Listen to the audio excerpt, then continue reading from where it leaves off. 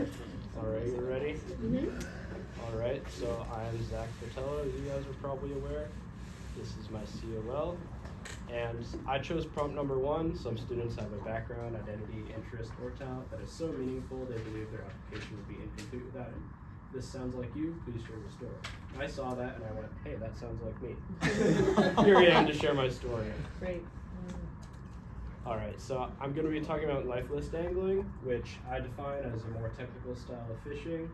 In this case, you're prioritizing the species of fish over size or quantity of fish that you might see in other styles of fishing.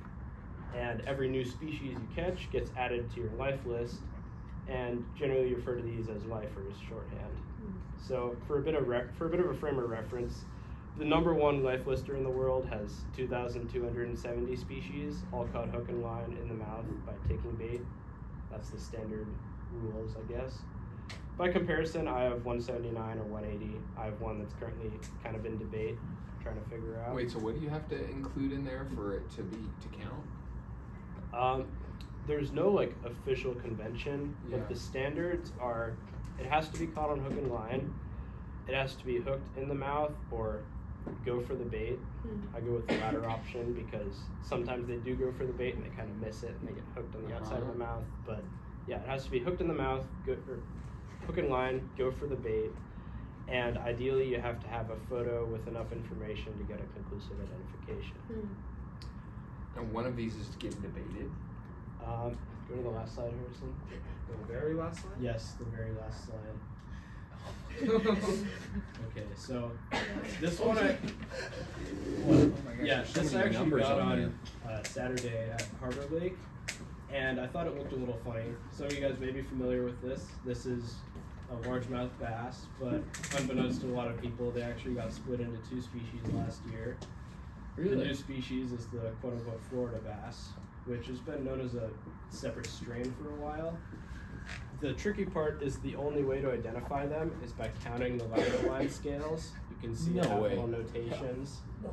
And this one has 69 scales, which the meristic range is largemouth bass is 59 to 64 lateral line scales, and the Florida bass is 69 to 74. And if you notice, that is 69 scales, but even though there is definitely Florida bass in this fish, we don't know if the place is stocked with pure strain Florida bass or if it's hybrid strain Florida bass. And hybrid strain Florida bass do not count as a full species.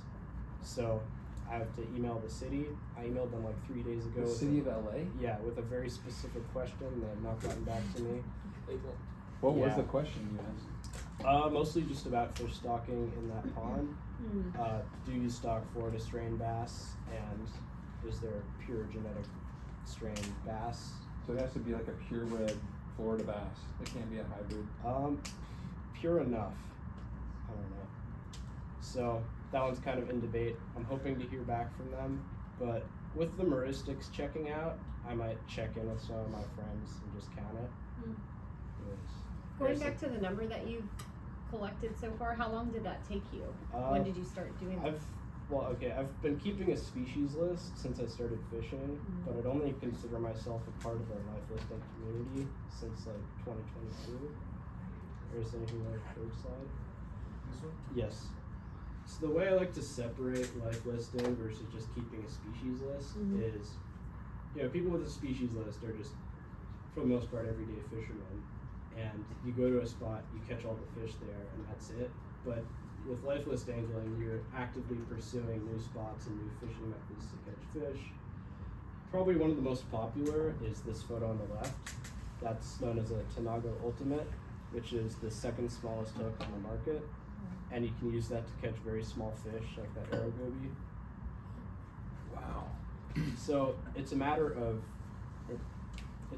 learning your spots and trying new spots. And for me getting into this, my first thing that I was really like into was the deep sea. So I wanted to spend more time on that.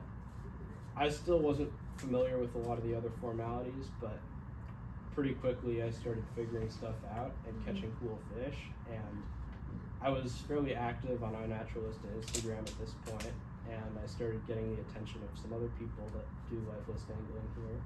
Harrison, you can go down a few slides, down again, down again, down again, down again, down again, down again.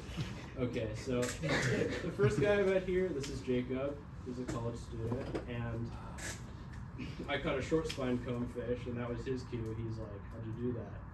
Because he's been seeing them a lot as like trawl catches. He's never caught one. He's never seen anyone catch one. So he found my stuff interesting, and I got introduced to his friend Vince. Go down there. Vince is also a college student. He's a fishmonger by trade. He has this little 13-foot Livingston, and yeah, he's a very cool guy. I look up to him. But both of them kind of introduced me more to the science side of life listing, I'd say. So it's not just about going out and catching fish. You're using guidebooks to look for stuff. You're doing research ahead of time, and you're extrapolating information from everything in every way possible. Yeah, a lot of problem solving. Can you go back to that last slide, Harrison? So what type of fish was this? It's a common carp. So how did you catch this fish? This one was Jacob's, but I've caught several. Yeah, but because he followed your strategy, right? Well, this isn't a great example. This is just throwing bread out. The carp will eat bread up on the surface. He was fishing a very small hook for bluegill, and I'm like, hey, there's a carp there. He had the hook out, he put bread on, he just pitched it out, the carp came up and ate it. With bread? Yeah. And he's fishing 4-pound line, and this was like a 6 or 7 pound carp, so it was a fun experience. Is this catch and release, or? Yes. Okay. Yeah.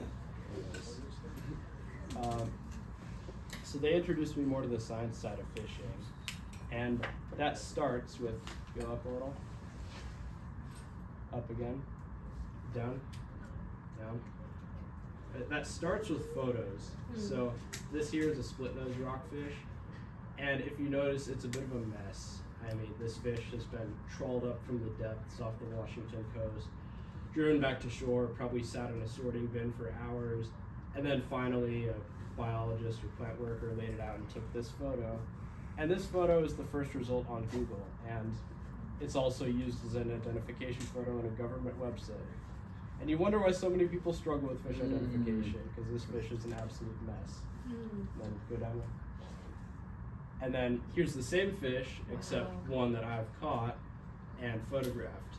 So use the same photography conventions, but the good thing about using fishing to photograph fish is it's no impact to the fish itself. So you get these fish intact, largely in one piece, usually. And yeah, you can get these clear photos. So they taught me about photo conventions, like left facing, fin squared, that kind of stuff. And it was actually rather surprising to me. I posted this picture, and almost immediately I had a scientist message me, and he was like, hey, I really like the photos, keep it up, get some more stuff. And then he came to ask me, can you collect some otoliths for me? Can you get some more photos? And through him, his name is Ryan, he works for the ADFW, I was able to build some more connections in the scientific community as well. And that leads me up a couple slides. Up again. That leads me to this term that Vince coined, I believe. Cryptid, referring to a species so seldom seen and rare that there's, in his words, about as much evidence of its existence as there is evidence of Bigfoot. So that's the ultimate goal for this type of life listing and photography. You want to get species that are so incredibly rare that there's no photos of them. And for me, this would be the semaphore rockfish, the Spastes melanosema. This one I saw in the Natural History Museum collection, and it's a paratype, which means it's one of the first 10 specimens in existence. Wow. And as far as I know, I think there's still less than 10 specimens in existence. So this is like my dream fish. Jacob and Vince have their own dream fish. And we want to photograph and catch fish. You start going down. again. You gotta probably wrap this up, Okay. cause it's 10 minutes. All right. Well, This sure, is you really can good. go to this. So hoping to cover some more, but so this is an account that we started together. California Species Fishing, POL. This is just all the fish we've caught over the past like year and a half. All the different species that are found in California that we've photographed, and we're documenting them on this account. Through iNaturalist too. Harrison, if you can go up a couple slides. Another one. That one. Okay, so like this one for example, iNaturalist uses my photos for its auto identification guide, and a lot of my rockfish photos were also used as the cover photos for the species, which I'm pretty proud about. You should And- be, yeah. Yeah, go down again. Here. And we can also use our photos, like this is Vince's. He's very good at tide pool fishing, and he uses his photos to make identification guides and develop novel methods of identification. Go down another slide. And this is me at my SCAS conference. Yes, I'm going ridiculous. Love the rainbow sandals. That's good. Yeah, so I've done something similar. I've used my own photographs and knowledge to create novel methods of identification for rockfish. So there's a lot of potential to this, and I'm hoping to utilize it more. And it's kind of a shame that I can't really go into it as much on my college application. So this would be a good avenue for you to use in terms of them learning more about you outside of your transcript. Yes. Yeah, this is a great question to answer. Thanks, Zach. Thanks, Zach.